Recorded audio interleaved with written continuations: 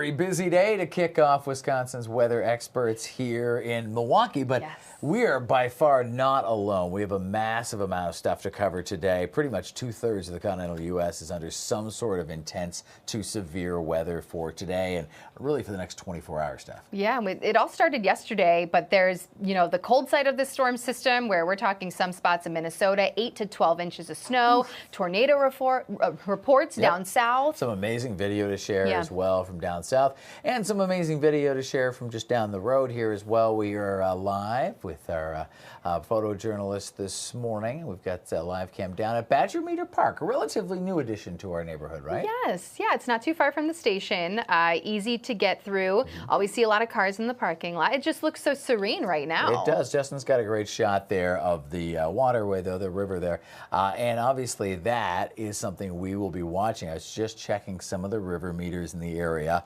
Nothing at flood stage. A couple are approaching what we call action or pre-flood stage. Oak Creek is getting there. Parts of the Root River, which is pretty common this time of year, starting to get toward that what we call action stage, kind of a pre-flood stage. So what we will be watching is the rain that we got last night, and of course the upcoming rain and snow continues to work its way through the water system and down through the rivers and streams in our area. And it does still look like there's a little bit of ice on the river. Yeah, and that's an issue too, obviously, as we watch for ice jams. Right, exactly. So far so good, but yeah, you can see a little bit flowing, others, still dealing with some ice. But like Rob mentioned, I mean, we picked up, at least here locally, almost 1.5 inches of rainfall across parts of southeast Wisconsin. Now we're looking at a chance for some snow, likely in the next couple of hours. So really that view, it looks calm right now, but it will likely look a little snowy here in the next hour or two. Right, and obviously we're going to keep running that number upward, the rainfall and then the liquid equivalent of the snow. I think we're going to get pretty close to 1 3/4 to 2 inches by the time all things are said and done, because this won't really be done until maybe closer to 9 or 10 o'clock tonight. Let's start off with looking at some of the impacts that we've seen already with our storm reports. The map is somewhere in behind there. What's going on?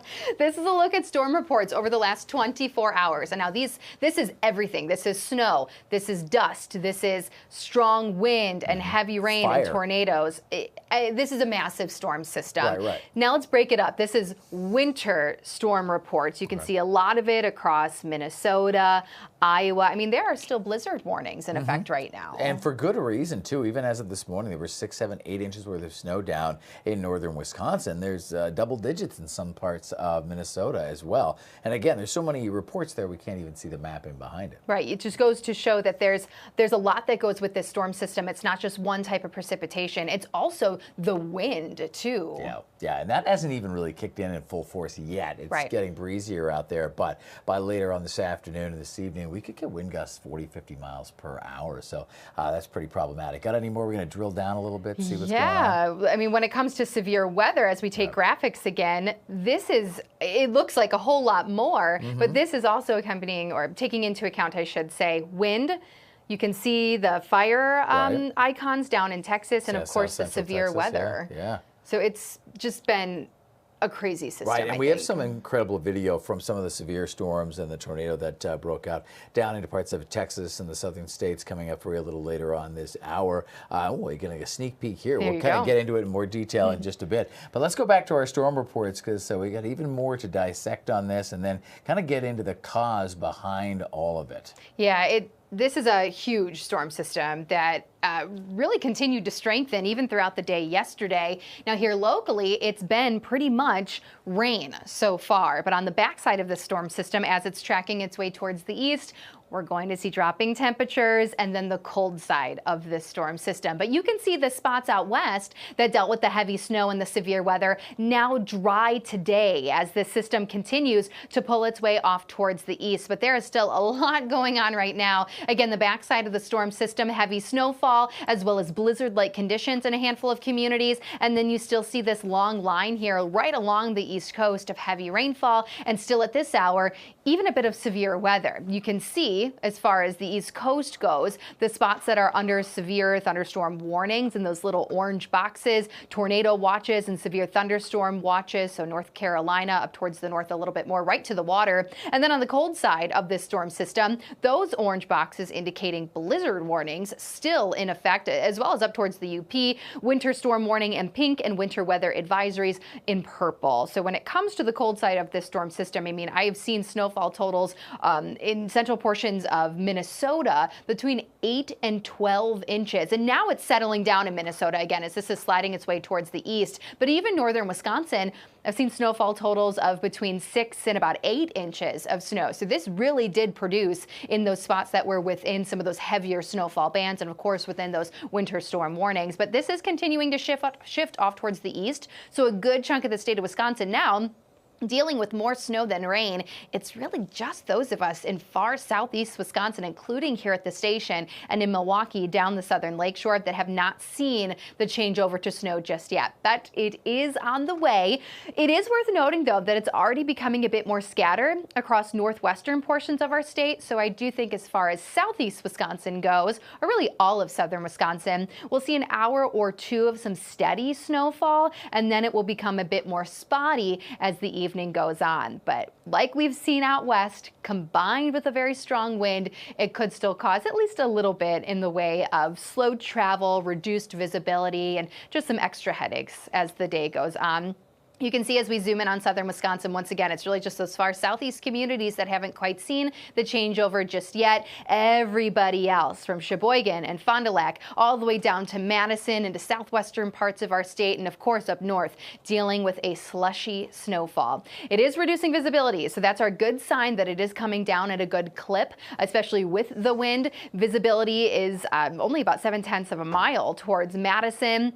Only 1.5 miles in Green Bay, 0.5 mile Rhinelander to Wausau, and even down to about Dubuque. That visibility is a lot lower than what we have here locally. Improving elsewhere off towards the west because the snow is ending. So good news for anybody who dealt with the blizzard-like conditions out west, even earlier this morning. Take a look at wind gusts too. Des Moines, Iowa, over 50 miles per hour. Everybody else gusts between 30 and 40 miles per hour. We do have the chance to see wind gusts going forward today here locally up to 50 miles per hour as well. We do have a wind advisory that kicks in at about 2 o'clock and then continues until about midnight tonight. Now to the severe weather side of this storm system. We told you this was a big one, right? You can see a narrow line of severe thunderstorm warnings. All of those orange boxes producing strong wind. Yesterday, there were wind gust reports over 80 miles per hour as this line moved through some of those Gulf Coast states. So it maintains its strength, absolutely. A good sign to not see any tornado warnings because it did produce tornadoes when it was west yesterday. But even within this line right now along the East Coast, especially the Carolinas northward a little bit more, it is producing some pretty strong wind. Still that severe thunderstorm watch as well as tornado watch, especially across portions of North Carolina. Those will continue throughout the day today until this line of storms is out over the water.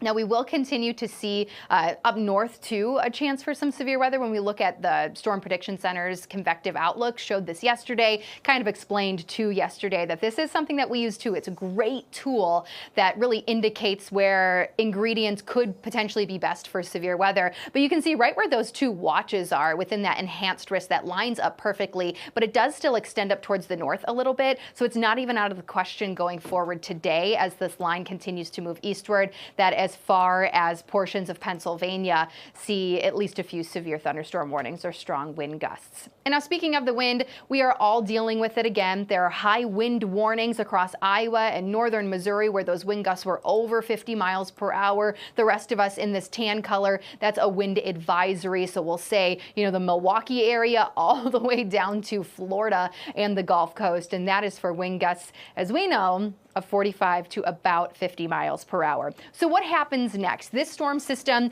it's going to be out of here by tomorrow. You can see the snow again across Wisconsin as well as up into Canada. See that line of potential heavy rain and severe weather right along the East Coast. That's going to be out by later on tonight. And notice how the cold side of this storm system shifts over the Great Lakes region overnight tonight, makes its way towards the East Coast, or really New England states, by tomorrow morning. The rest of us across the Great Lakes region, including Wisconsin, of course, begin begin to dry out. So Thursday is going to be a quiet and calmer day, thank goodness, after what we've obviously going to be dealing with this storm system. There is just the slight chance we see another disturbance for Friday. Notice how it's really hugging the northern plains here down through about the Illinois state line. So a slight chance for those of us here locally to see a bit more light snow on Friday. But at this point, it does look like maybe areas south of us have the bigger impacts there. So a lot going on still throughout the day today. Tomorrow, once again, going to be a lot calmer, and that's across the region, not just here locally. We'll drop a little bit temperature-wise, but then, at least for Wisconsin, we're going to gradually climb heading on into the weekend as well as early next week. 50s will eventually return. Yeah, looks actually very nice and mild next week. Before we switch off, I just randomly brought up a camera farther to our west. I think we can bring this up live right now. Oh, there it is behind us. Oh, yes. So if we take G2 again, this actually is mislabeled, so ignore that. I didn't fix that. But this is the Madison camera, and so that Madison camera obviously showing some of that snow stuff. Let me fix the label for it. And just a short time ago, I showed this during our 11 o'clock newscast. Visibility was much, much lower. So there was a pocket of heavy snow that moved through Madison, and you'll notice how it accumulated already, too. Right. I just wanted to bring this up because I'm sure there are folks out there looking at the window like, oh, it's not so bad right now. And I know we're in a bit of a lull right at the moment, but things are going to change up just a little bit.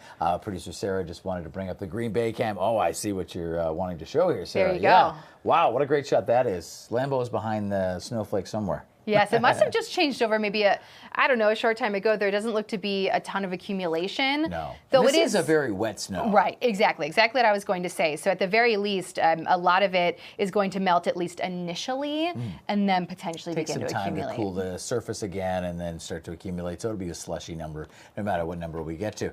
And again, even though we don't like snow, most of us are pretty much done with it. We'd like to move on to the nice spring weather. Yes. At least we're not dealing with what they had in North Texas. Right, exactly. Because on the severe weather side of this storm system yesterday, it created havoc in some of these communities. I mean, look at those trees down, uprooted from some of the strong winds, and I believe there was at least one EF1 tornado confirmed.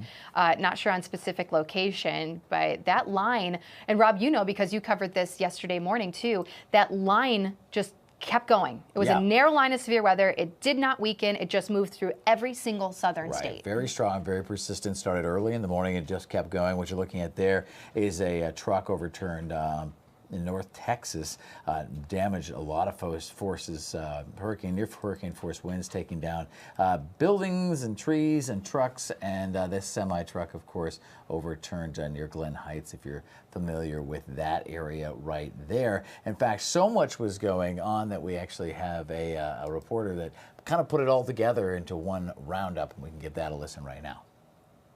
From Texas to Alabama, folks are assessing the damage after a series of massive storms brought high winds, wildfires, and at least 9 tornadoes. There were multiple deaths reported in Mississippi and major damage in Texas and Oklahoma, where the storms tore roofs off buildings and destroyed entire neighborhoods. That metal dumpster, that's like 400 pounds, that's across the street. I mean, it's a war zone. In San Antonio, the high winds helped spread 2 grass fires. They damaged several structures and eventually prompted evacuation orders in some neighborhoods. Fire department from here and locally around here reacted really quickly. They brought in helicopters. The storms also left hundreds of thousands without power, including in Louisiana, where the weather forced some changes to the Mardi Gras celebration in New Orleans. But that didn't stop thousands from coming out for the annual parade.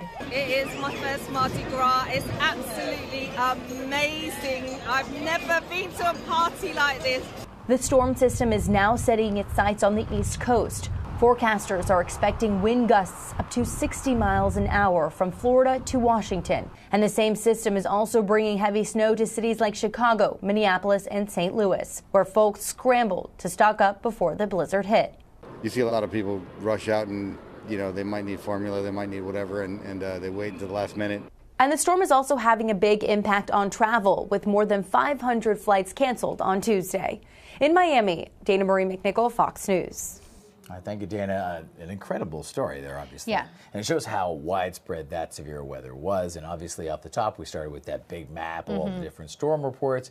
And just shows, I would say, what, 2/3, almost 3/4 of the continental U.S. was impacted in some way in the last 24 hours by severe weather. Yep, exactly. Whether it's snow, blizzards, wind, or even dust. I mean, it was truly a very strong early spring storm, and all of central United States dealt with it. There you go. We've got a lot more to come, of course, here on Wisconsin Weather Experts. Stick around. We're going to talk a bit about how the time change might impact you and your kids. We're going to go into how we're actually lucky to live in a cold climate because it makes us look younger. Plus, every meteorologist has a meteorologist mom, and they take awesome pictures. We've got a few of those at the end of the show. Stick around.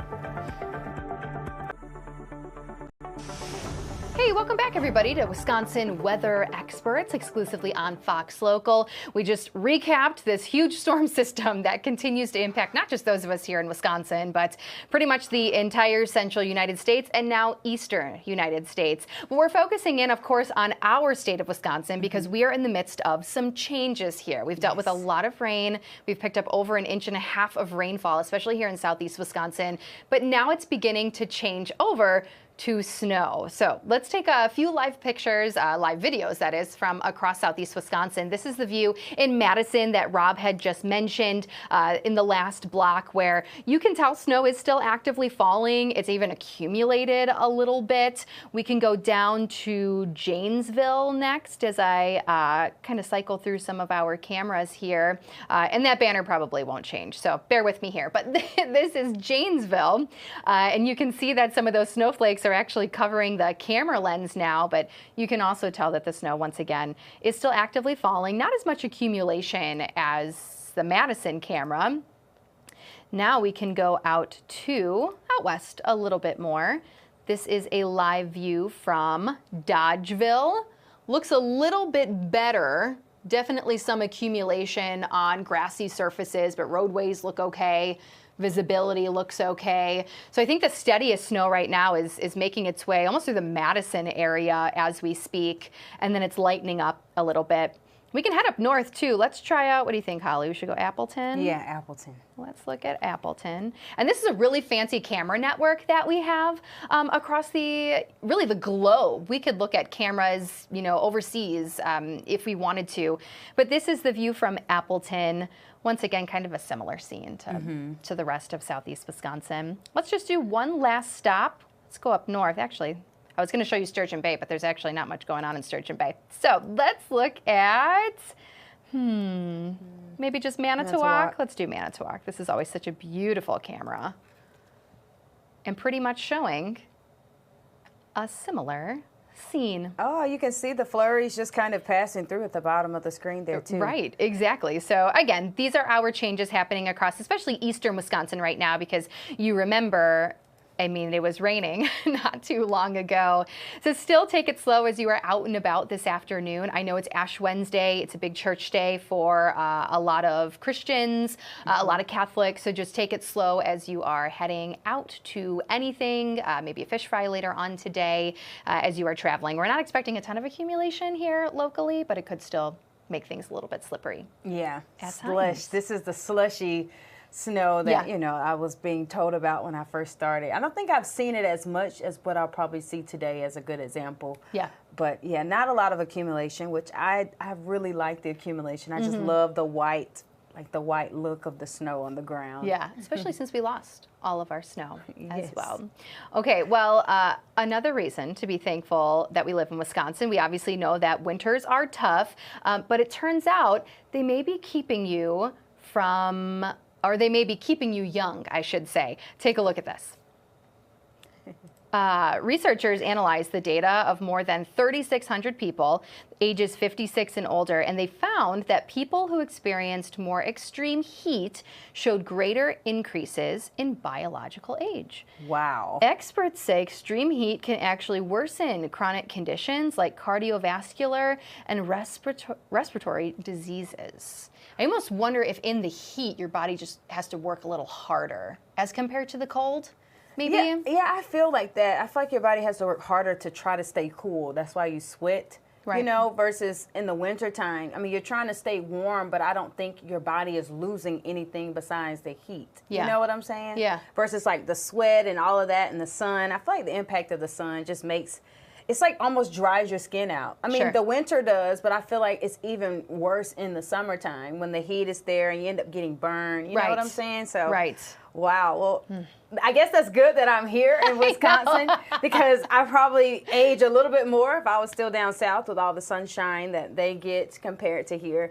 That's kind of cool, though. I never thought about that. Hopefully, I see some skin improvements and I continue to look young. Can you call your brother later and say, "I'm going to look younger than you"? Yes, I definitely will. I definitely will because he's right at the bottom of the map where all the sunshine is in Miami. Exactly, Miami. He's going to be like, "Holly, you're crazy." But there you go. The more you know, right? Right. All right, let's take a quick break. We're going to talk about daylight saving time on the other end of this break and how you can prep your kids because as parents, we all know how difficult this lovely time change is. Hi again, everyone. Welcome back to Wisconsin Weather Experts. So something is happening this weekend. Some love it, some hate it. We love it, of course, because our sunsets get later. We're talking about the time change, but it's hard for children. It is, and I think you can relate to this a little bit, Steph, having kids, that it can be really hard not only on adults, but on kids and on teens. The UW Health kids actually did some studies and information and realized that the time change impacts kids and teens more than adults. And the big question, you know, Steph, I'm going to ask you, is it easy to get your kids to go to bed earlier? No, absolutely not. And to pry them out of bed Monday morning an hour earlier, that's going to be rough. And I think a lot of you might be dealing with the same situation. It's not going to be easy, but it is going to be super important to try to get your kids and your teens bed to earlier starting today because it can really help them. I mean, more sleep can help them not only be more stimulated and focus more in school. It also, again, helps their emotions and it can help faster time response. So here are some tips if you do have kids. Like I mentioned, kids and teens are more likely to experience health impacts due to the lack of sleep. So they're advising you to practice something called bedtime fading. And that's something as simple as just adjusting the bedtime for your children 15 minutes in increments days before the time change, which kicks in this weekend. So for example, if your kid's bedtime is 8 o'clock, today you want them to go to bed at 7:45. Thursday, 7:30, Friday, 7:15, Saturday, 7 o'clock, and Sunday, 7 o'clock. So again, that easily adjusts the bedtime 15 minutes earlier per day, and that will make it better when the time change does occur. So they're actually going to be able to get more time sleeping. One of the things also, it's not just the clock change that is going to help you go to bed maybe earlier, but it all has to do with the amount of light we have. So when we start to have, again, less sunlight, you usually get more tired. When we're awake in the daytime, the sunlight can make you more stimulated. So this is just going to be an incremental change and helping your body adapt, especially for kids as we move into the upcoming days. Another thing is make sure they don't have as much screen time. That's another thing very similar to the sunlight that actually can stimulate your brain and keep you up more. So I promise you it's going to be hard to maybe get those young ones to bed, but especially for the teens, just remind them if you are an athlete, you could be better performing at sports. Again, school can be a little bit easier. You might be in a better mood. So all these things impact kids and teens and really can impact us as well. So maybe as an adult, we go to bed 15 minutes earlier too. Anything to make the transition easier. You know, doctors, as we just talked about for kids, but even for, you know, adult health, it is very impactful. It doesn't sound like much, but just an hour and just a change in your rhythms, it does really impact us.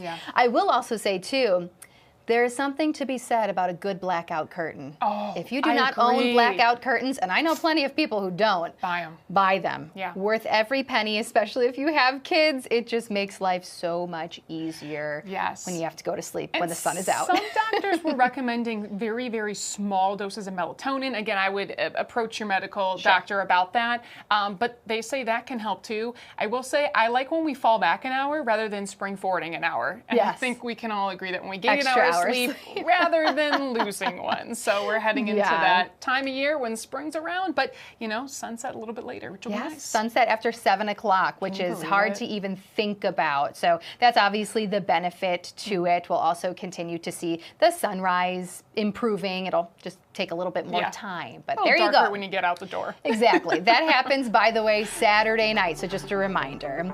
Thank you again for another great episode of Wisconsin Weather Experts on Fox Local. Thanks for staying with us. We'll see you tomorrow. Have a great day.